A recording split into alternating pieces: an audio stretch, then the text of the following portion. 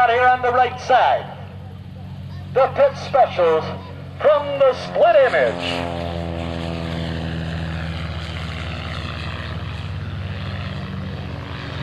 These aircraft, I believe, are powered by the 260 horsepower Lycoming engines.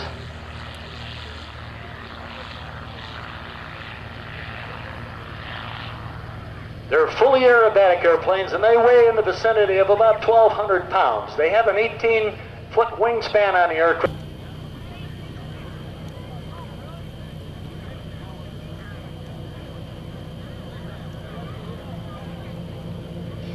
Watch for the smoke to come out. Ladies and gentlemen, out here on the left side, introducing the Split Image Aerobatic Team and the Formation Loop.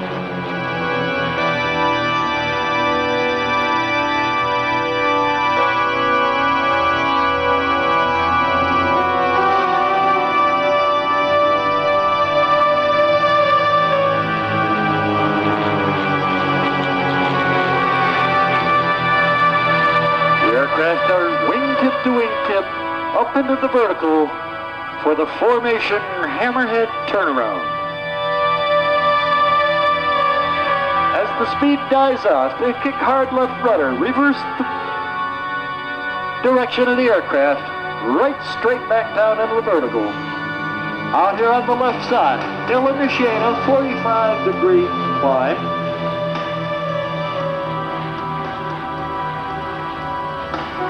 There they set the airplanes up on a 45 into the vertical across the top. They'll establish a 45-degree down line, half rolling to the right side out for the reverse half Cuban eight.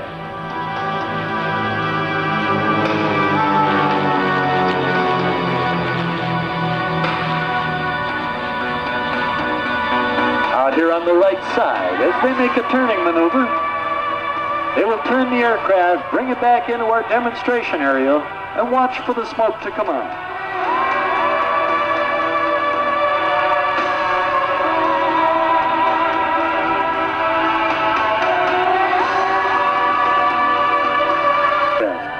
The nose will come up on one airplane. He'll go to the inverted maneuver. On comes the smoke. And let's see what the Split Image has planned for us as he rolls the aircraft all the way around and changes position once again, rolling to the other side with a mirror image pass.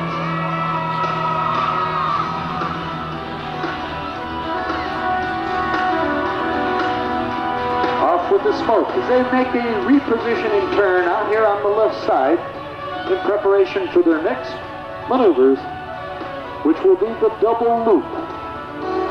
On with the smoke. As they come over the left side of the field, he'll roll to the inverted position for the image pass.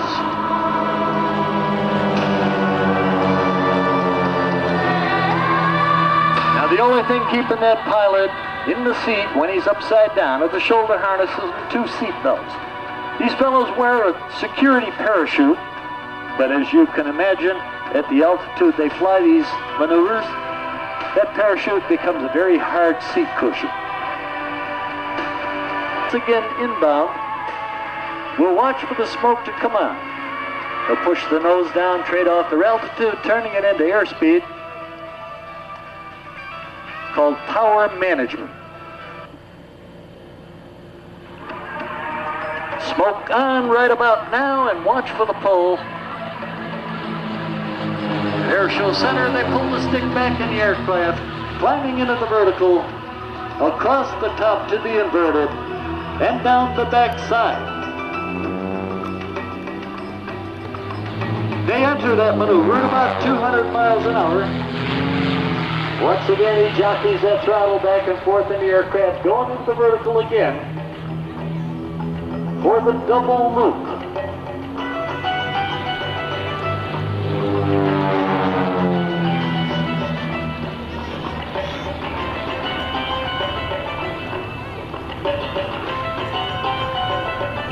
Out here on the left side, once again.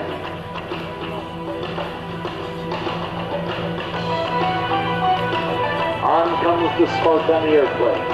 Watch for the pull. Pulling the stick back in the aircraft, they once again take the airplane vertical, climbing right straight up into vertical.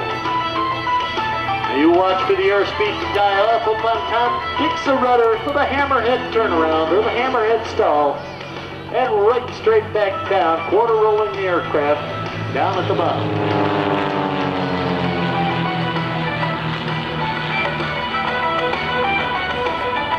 Now their next maneuver will be a full Cuban 8. A lot of people have wondered, where did the Cuban 8 maneuver get that particular name? Well, back in the 1930s, there was a fellow by the name of Len Povey, who was the chief of the Cuban Air Force. Len, what'd you call that maneuver? And he said, well, that's the Cuban 8. So visualize, if you will, a gigantic figure 8 laying on its side, and that's what you're going to see for this next maneuver, known as the Cuban 8. There's the pull as they go up into the vertical. Across the top, 5/8 of a loop. Right there, they're going to half roll the aircraft and establish that down line on a 45-degree. Halfway through the maneuver, out on the right side, once again, into the vertical. 5/8 of a loop. They'll push down on a 45 and half roll the aircraft. Right there's the half roll, completing the Cuban 8 maneuver.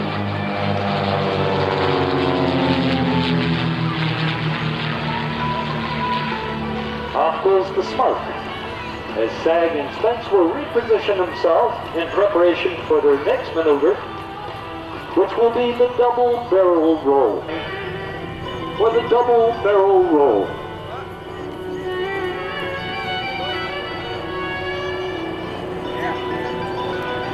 Up goes the nose to the inverted with the old military style barrel roll.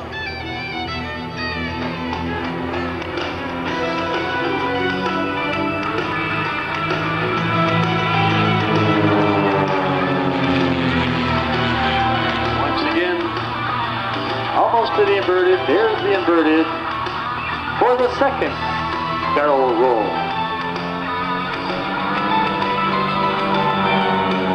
This is the old military style barrel roll, the big wide barrel roll. The Barnstormers barrel roll, they simply tighten up the roll. Story about a girl that they knew, Kathy Jaffe, who used to watch these guys fly, and she encouraged them to put together a team formation routine. Well, they did that, and unfortunately, Kathy died. And at every show, they would like to dedicate this next maneuver, known as Kathy's Heart, to the memory of Kathy Jaffe. At Airshow Center, I believe they're going to pull into the vertical. One aircraft will half roll, still in the verticals. Now watch for the pull out here at Airshow Center. The smoke will be up. There's the pull into the vertical. Watch for the half roll. There's the half roll. The smoke should come on now.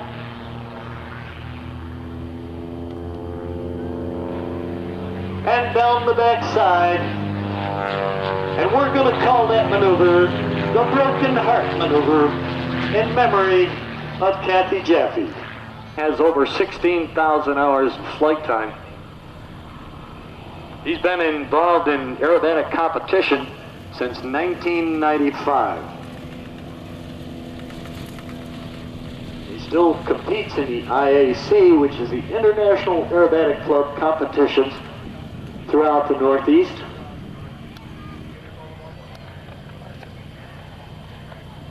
And they fly the Pitts S2. You'll notice with these airplanes that there's a lot of side slipping going on landing. And one of the reasons for that is so they can see the runway. Because once the nose comes up in the airplane, and you'll see a lot of rudder action out there, they're very squirrely airplanes on the ground. They have a very narrow gear. And they do create some